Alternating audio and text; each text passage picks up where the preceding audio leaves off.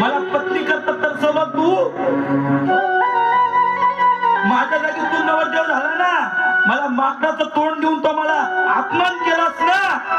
हे देवा, आजपासून मी तुला शाप देतो, त्रेतायुगात तुझी अशीच अवस्था होईल. तू बायको बायको करता फिरशील आणि त्यावेळेस तुला जो मला माकडाचं तोंड दिलं ना, हेच माकड तुला साथ देतील. याच माकडाच्या साह्याने तुला तुझ्या पत्नीचा शोध करावा लागेल. भगवान परमात्मा जागे झाले आणि तेव्हा नारदांना शाप दिला. म्हणून भगवंताची सीता हरली. आणि ती सीता हरवत्या कामाला वानराला सांगितलं की सीता सापडून द्या. म्हणून वानराने सेतू बांधला आणि तेव्हा सीता आली.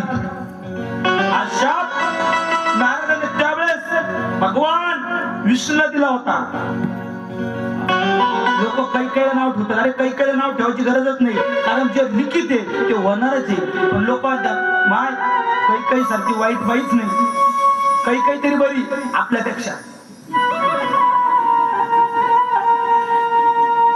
आपल्यापेक्षा कैकेयी बरी असो. पण तेवढ्यात भगवंताने नारदाची माया काढून घेतली. आणि नारदाची माया काढल्याच्या नंतर नारद खाडीशी जागले, देवा मी काय केलं?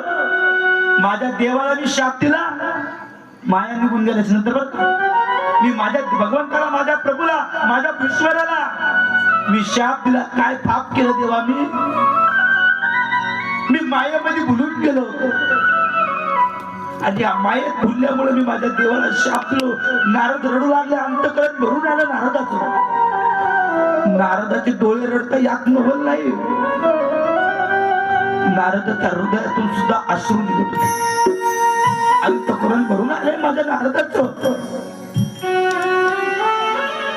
आणि जे नारदाने भगवान विष्णूला शाप दिला ना,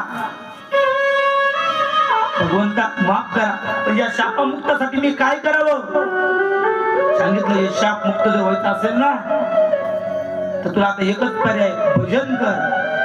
आणि भजन करत करत शिव तत्वाचं दर्शन कर. आणि या शिव तत्वाचं महत्व करून काशी क्षेत्रात जाय. आणि काशी क्षेत्रात जाऊन काही दिवस राहा. तिथं आपली पूजा विधी कर. पण ती पूजा कशी करायची, ही विधी कशी करायची, तर शिव तत्व मला काही माहित पाहिजे ना. म्हणजे कोण सांगन? सांगितलं तुझेच पितामा. कोण? जे ब्रह्मदेव ते तुला याचं महत्व सांगतील.